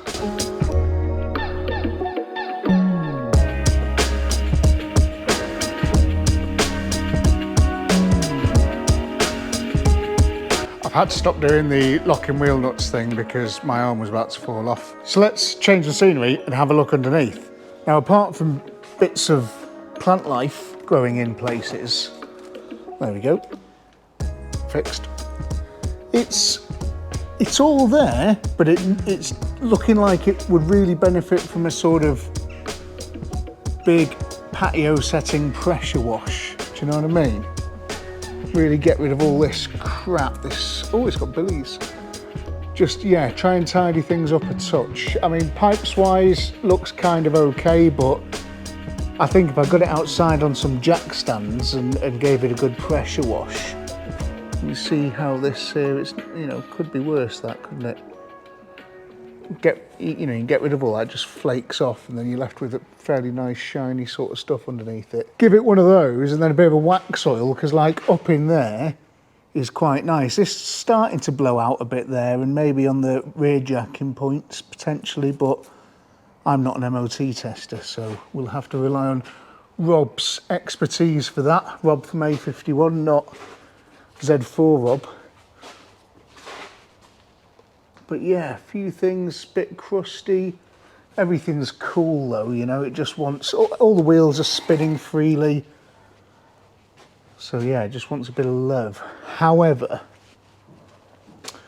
this side there as well, you know, it's good enough, but jacking point potentially. The front though, these two jacking points here, this one and where are we? This one here, could be nicer. But again, I'm not an MOTer, so we'll have to sort of see. All looks good under there though. Nice and clean and tidy. I think I can see the fuel filter there as well, but all nice and clean and tidy. But yeah, that shouldn't really be cornflakey like that. Solid-ish underneath, but yeah, we'll give that a good old sort of jet wash and a coating of stuff, and we'll see what Rob says. But aside from that, I mean, brake pipes wise, it's a similar story as the fuel pipes. You give that a wipe and then all of a sudden it's nice and clean. So for sat on grass for 12 years, could be worse. Could definitely be worse. Nothing else really to mention, you know, which is good. But I'm annoyed at these wheels because it's just going to take me forever, and it's hard work smashing all these things off. It's not a quick process at all. But I think that's my for the rest of the day, I think that's what I'm doing. I'm just going to smash these off and see how far I get. I wouldn't mind on my list a new set of centre caps and maybe a new set of wheel bolts, not just a replacement for the locking wheel nuts, but a full set of wheel bolts, because all the rest of the wheel bolts are rough as well. Locking wheel nut removal sesh. This is about as much use as an ashtray on a motorbike. Rubbish. So I've had to get drilling, and now I'm pleased to announce that it is loose, which is great. This is one wheel. I've been at it for like an hour. It's just not what the doctor ordered really, is it? So I need to do this to the rest of them, get all these wheels off. Look at that. What a mess. What an absolute mess. My back is in pleats after that. That was a hell of a job, but all of the wheels are off. I know there's only 3 there because the other one's hiding under the back of the car. Just in case the ramp fails, but yeah, they're all off. I had to drill each one off. It was a nightmare, and it probably cost me about 30 quid in drill bits. Anyway, it's done now, so it doesn't matter. And I'm floating on air because the bloody thing runs anyway, so fine, whatever. Dead good. Tomorrow is going to be a busy day. Tomorrow is Wednesday. I've got a lot to do. I've ordered tons of bits for the car. I'm going to start putting stuff back together that I took apart, cleaning more stuff. Tomorrow will probably be ideal for me to get it outside and jet wash all underneath, get it up on jacks, jet wash all underneath in the wheel arches, and do all the rest of the paintwork and stuff. Get a proper wash done on it, that'd be nice, and clean the interior. That, I think, is the first job, just to make it a bit nicer to work on. While I'm doing that, I'm going to be messing about with that door, because if I can't get in that door, I can't MOT the thing.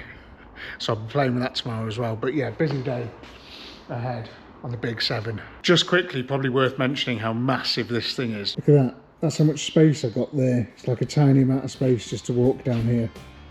Absolutely humongous. Hello. I want to do something else.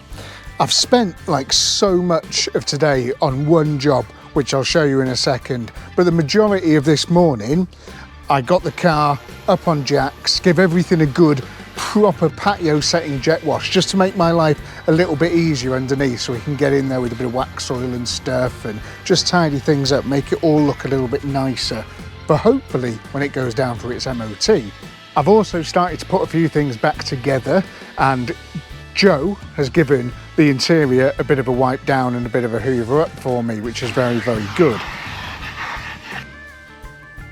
But the one thing where I've been struggling today, well, let me show you. So I still can't get this door open. I just can't do it, and I've tried every trick in the book. If you can think of it, I've tried it. But for some reason, we are just not opening. I've managed to get the door card off this much, but yeah, it's just not happening.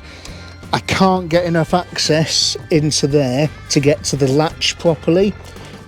Everything is covered. Everything is covered. I can't reach the bit that I need to reach in order to free the mechanism. So frustrating. I've had cameras in there and everything. It's just really, really tough. So I don't know, but what I've decided to do is do something else, because I've been on that for probably 2 or 3 hours now, and I just think it'd be better if I did something else for a little bit. And one of the best things, the bestest things about these modern cars and doing more modern cars is that in less than 24 hours you can get a massive pile full of stuff. I've got MAF sensor, I've got an alternator, I've got discs, got pads, got all the service items you could ever need.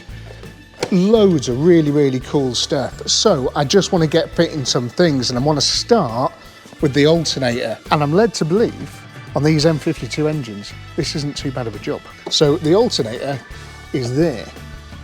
So we can get to it fairly easily. I can see the plug. Apparently there's a couple of bolts, the belt's on a tensioner. So I'm going to get this out of the way and we'll have a better look.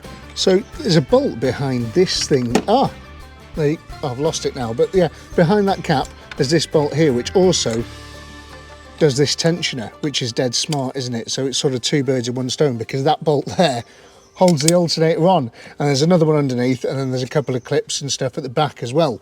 Don't usually bother following safety precautions, but in this case I'm going to. Okay, what a lovely day today as well. Marvellous. Oh, like everything on this car, super straightforward and easy. Oh man, I've just sprayed a load of plus gas on it all, but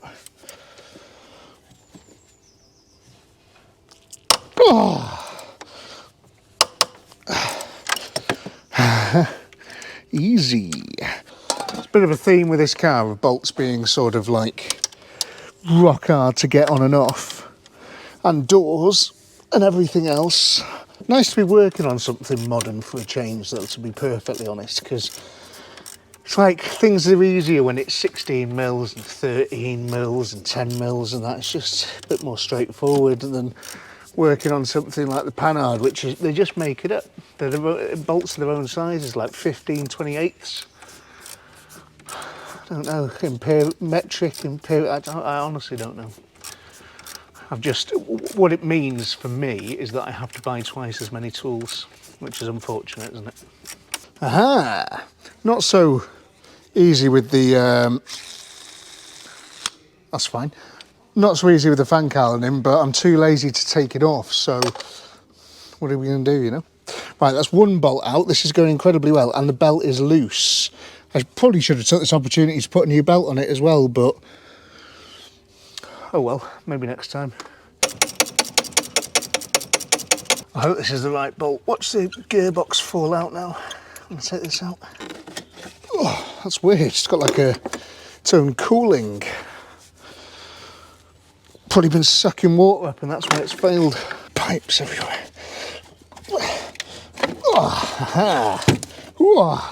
Ben 1, alternator nil. There we go. Looks like it's due a replacement. It's pretty crappy. Let's go and compare it to the new one. Absolutely superb. Look at that. We've got these air things, which is fun. 2 pins. Uh-oh. And that's in a different place. Or is it? Kind of.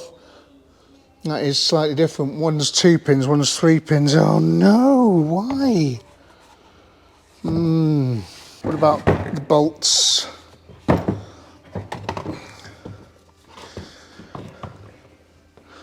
Yeah, everything else looks fine. Let me go and check the wires on the back of the plug as well. Make sure there's 3 wires, not just 2 wires, and one's dormant. Nice little job. We're installed. Everything is, yeah, I mean, it's as it should be. The 2 pins, I think, is okay because there was only 2 wires. Oh, you dreamboat! Look at that! No battery noise. That's awesome. Oh, hasn't fixed the lights or anything. That's so nice. We're getting close. Problem with this door, I mean, it's going to be a huge nightmare, this. I've tried all sorts. I could potentially grind the nuts off at the back of the catch there. I've been looking at, and the problem I've got is that the big thing that controls all the lights lives down here, and I need to get this carpet up, and the carpet runs along the bottom of the door, so I need to get the door open. I mean, I need to get it open for an MOT anyway, but there's many reasons why I need to get the door open. Is that belt squealing?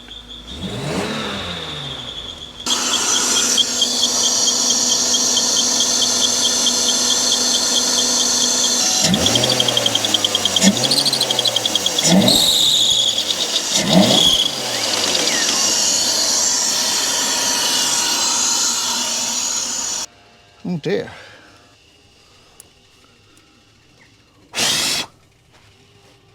This day has not gone fantastically. She is fighting me every step of the way. So belt got really hot then, started to disintegrate. I was like, well, what the hell's going on? Why? And it turns out the alternator that I got is the pulley is too far that way. I should have spotted that really, but I was too worried about the bloody wires. So this one is further out that way, essentially. So it's just shredding it, whether it's designed for a slightly different car, but they say that number cross references, but either way, it's the wrong pulley. So I got to take it all off again, and it just takes ages to diagnose, like, what's wrong? Is the tensioner seized? Is it, you know, everything like that. Anyway, I'm going to take it off, and I'll see if I can move the pulley further out. If I can't, then we'll just have to try and swap it with another one. Time. Using a straight edge and a ruler, kind of like, how am I going to do this? I need two hands.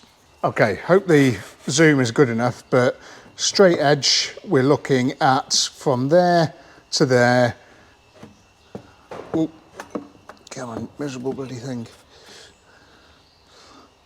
You're looking at 64 mil-ish, and that one there is about 55, which is the width of a couple of ones of these, which is why the belt was hanging over this. So it has got a nut on there. I'm going to see if there's a way that I can pull this pulley out about 6 mil and then tighten it back up again.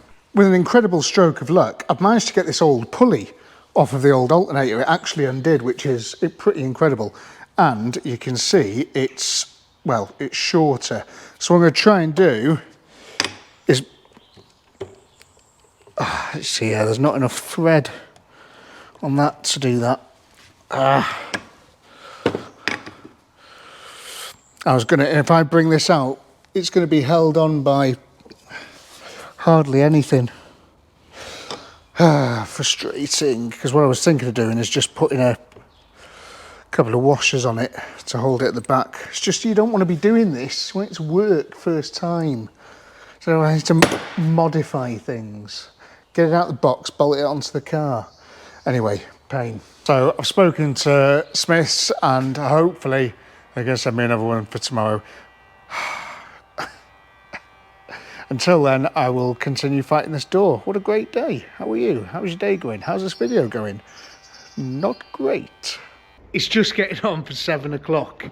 My neighbour Paul has been over for the last couple of hours, and I am pleased to report the door opens. It's an absolute pig in there.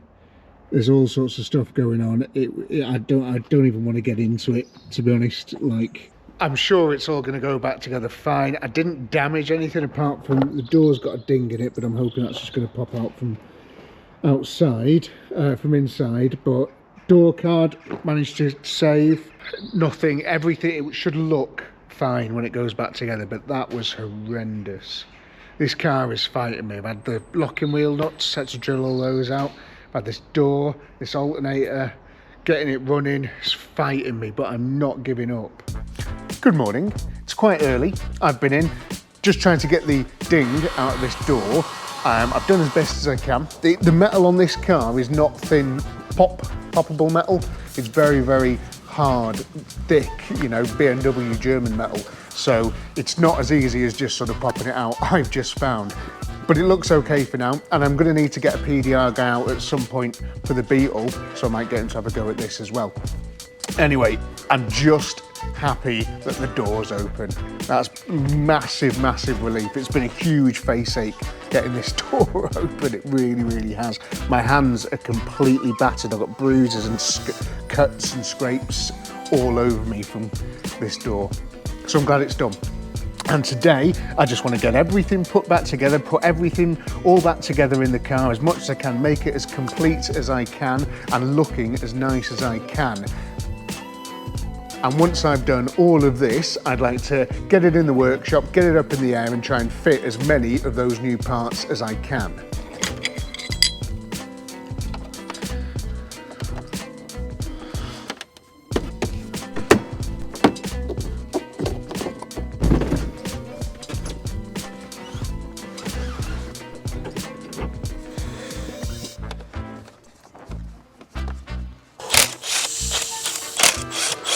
Spark plugs on this weren't too bad at all, really, but for the sake of like £1.50 each or something, they're not very expensive.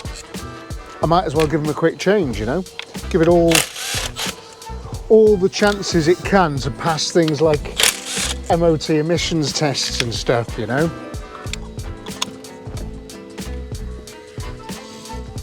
That one was full of water.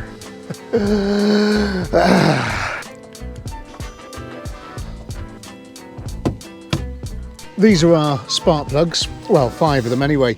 Don't look in too bad nick at all, but yeah, bit sooty and stuff and quite a bit of carbon build-up, so nothing wrong with giving them a change. That one was full of water though, and the water's now gone down into the cylinder, so I'm going to have to turn it over and hopefully pump some of that water out.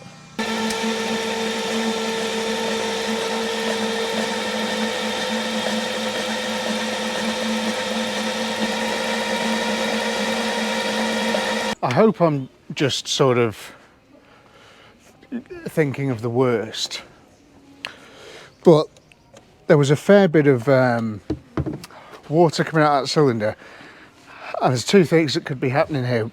Thing A is that it was just a load of water from when we pressure washed the engine and it all went down into the cylinder. That would be ideal, but there was a lot of it coming out then. Scary thing that might be wrong B is that there was no coolant in this car when we got it, and I'm hoping that we haven't got a head gasket failure on that back cylinder and it's letting water into the cylinder. I hope that is not the case. It started and it ran and it wasn't missing, so fingers crossed, you know, because if there was water getting in, you know, it probably wouldn't be unless it was burning it out the exhaust, but the exhaust was clear after it warmed up. But then it could be evaporating in the exhaust before it gets a chance to make a steamy thing. Okay, let's just put it, you know, let's carry on. And, you know, if bad things happen, but let's carry on. Nice. Alternator now with. That's new alternator in Welsh. It's a Bosch unit, which is pretty cool. And I've got a couple of new belts to go on it as well. So we'll get all that. Neither of them look right, but God, they really don't actually. Fine, we'll work that out. I'm going to get everything installed. You've already sort of seen me do it, so you don't need to see me do it again. And then hopefully we can fire this baby up and she'll start charging her own battery. I've had to put her on the ramp. Classic BMW styly, nothing's a 2-minute job. You've got to take the air conditioning belt off before you can get the new auxiliary belt on. There she is. Oh, yeah. How can I get this off without severely damaging my fingers? There we go, lovely. Again, if I'd have known, I would have put a AC belt on it, but I mean, it's fine. It doesn't look bad at all, so I'm not worried. And if your AC goes, it's not the end of the world, is it? I'm thinking when this thing goes down for an MOT though, I'm going to get him to recharge it, you know, do a proper empty and recharge thing, you know, while it's down there. Might as well. So I've got nice ice cold AC for the summer.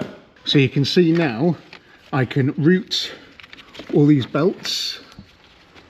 Get that one past the fan, not taking the fan off, no way, Joseph. And then yeah, we'll put all the belts back on. Nice. That's all installed. and it's looking a lot better, it's looking a lot more in line. So let's fire it up and just see if we've got rid of that charging light with the Bosch unit. Okay, here we go.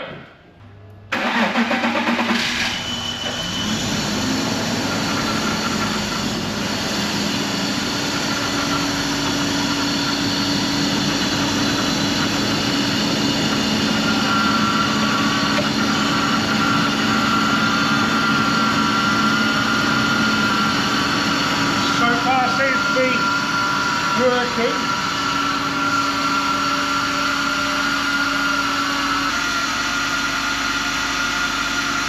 That noise you can hear is the power steering fluid, because I had it on an angle and it's just poured all its fluid out everywhere, which is fine. But yeah, I think we're all right.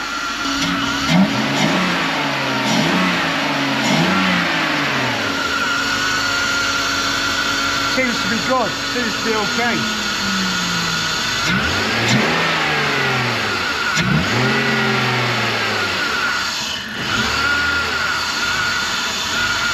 No mass sensor.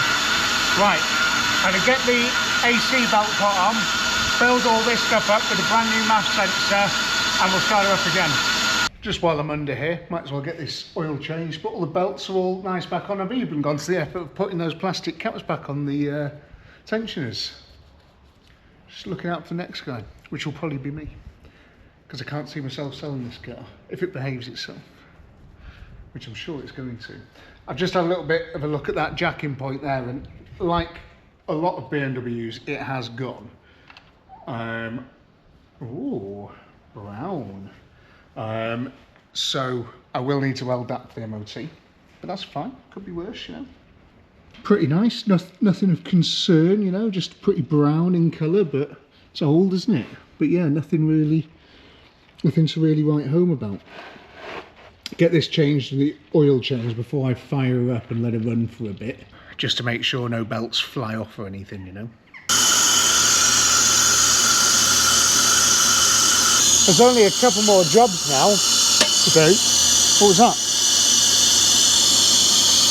Is that something I did? What happened?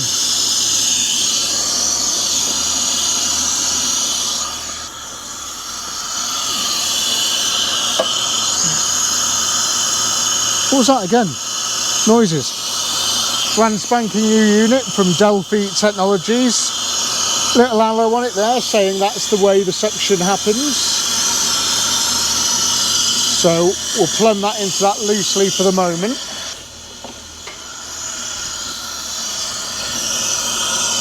There goes that noise again. And then this machine. Can you hear that clanging? What is it? Why does it sound like something's going to explode? What's going on?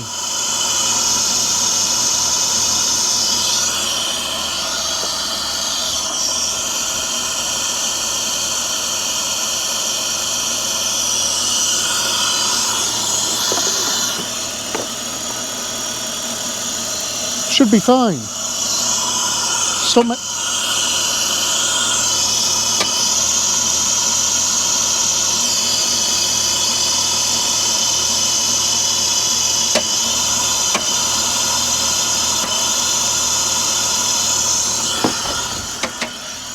I don't know what that was, but I wasn't enjoying it at all. Nothing's in the way, everything's flowing freely. But that sounded horrible. Oil's exactly where it should be. Right, let's just put things back together and we'll go down the route of worrying about that later on. Might just be something settling in, freeing up, you know. Right, that goes in there like so. These go down here. Okay, and we're in there like so, and that rubber thing goes on there. Out with the sad, in with the less sad. To just Is there like a trick to this, or do you just literally just do that?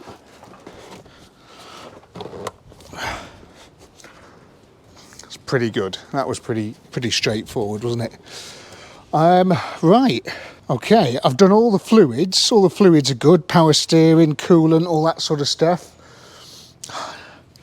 Very much getting there. It's been a while since I took these covers off, and it's really a nice feeling to be able to bolt them down again. And which way did that one go around? I think it was like that, wasn't it?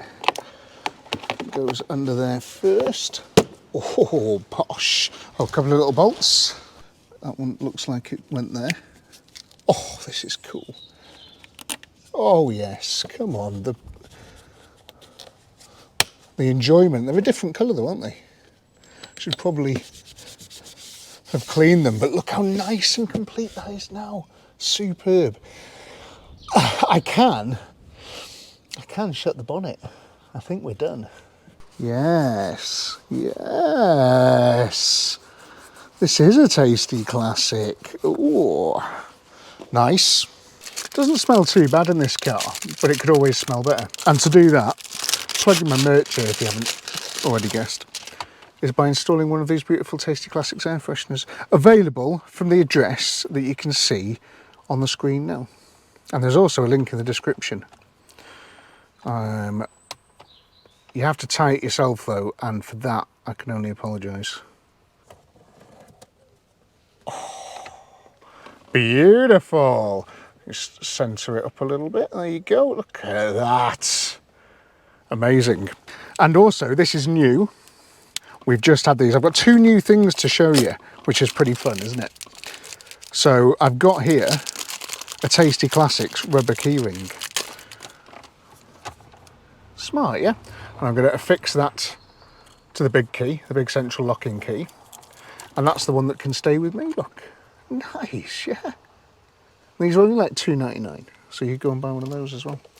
And the other new thing, as you've possibly seen, is this delicious mug. So these are all available now. This mug isn't coming into stock until the 6th of April, I think.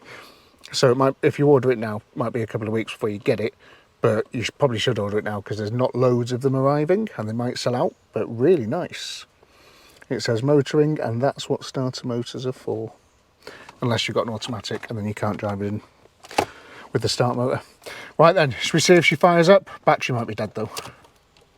Oh.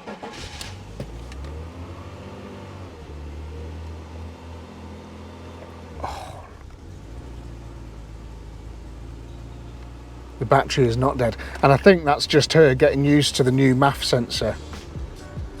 She's working the MAF sensor out. Because it's all brand new.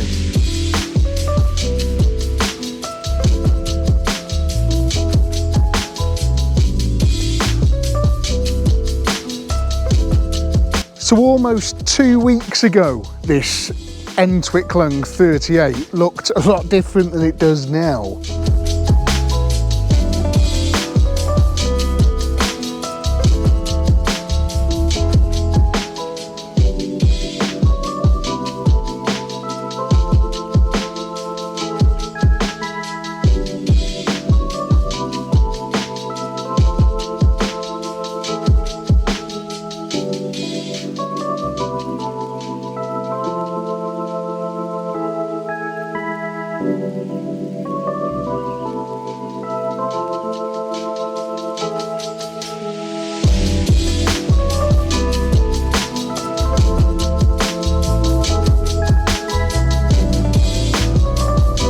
And there's certainly a lot more that I want to do to this car, and I'm excited to do to this car. But that is it for episode 1. We've just been on it for hours and she's fought me every step of the way. She's given me nothing but grief, but I've overcome a lot of problems with this car, and I'm really, really looking forward to just doing some bits with her headlights, doing the nice things. You know, I've got a new set of tyres coming for it tomorrow. Just want to sort of do some bits to make it look its best once again. Now that it's all sort of driving nicely and stuff. Well, I don't quite know exactly how well it's driving because we've not had a chance to take it on the open road, but I will be doing that in the next episode. We'll be getting it down for its MOT, seeing if it passes, doing anything that it needs if it doesn't pass. getting it through and taking it on a bit of a road trip. And I'm really, really looking forward to that. And I hope you've enjoyed this episode. I hope you've enjoyed seeing this thing come back to life like it has done. I'm pretty pleased with it. I'm hoping you are too. And again, thanks very much for watching. And if you have enjoyed it, hit that subscribe button. That would massively help me. It'd be great if you could just jump out the video, hit the subscribe button. That'd be superb. And I will be back. Might take me a few weeks. I don't know how long it's going to be because I've still got all that light control module to do. There's plenty of stuff to keep me busy. And I've got other cars that I need to be recording episode 2s with first as well. So yeah, I'll see you again soon. Bye.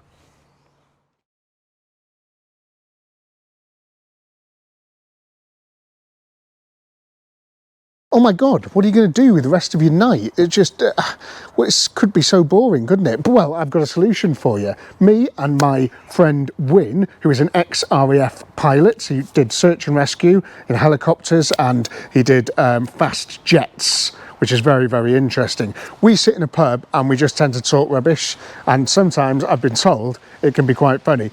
If you want to watch that, it's called the Wheels and Wings podcast, and the link is in the description of this video. So if you fancy just sitting there and having a bit of background noise, and do your ironing, wash the dishes, put a bit of Wheels and Wings on, and yeah, the link is up there, click on it. And we're also on Spotify, but it's better on YouTube because you can see us in the pub drinking.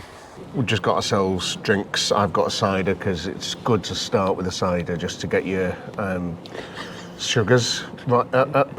Oh yeah. After the booze from last night. Yeah. I've got a Guinness because it's food. That is a food drink. The ashtray's pretty cool. A year to remember. It certainly was. It's getting to the point where you can only just... Yeah, we can only just remember. Right, let's put the camera down and get stuck into this, yeah?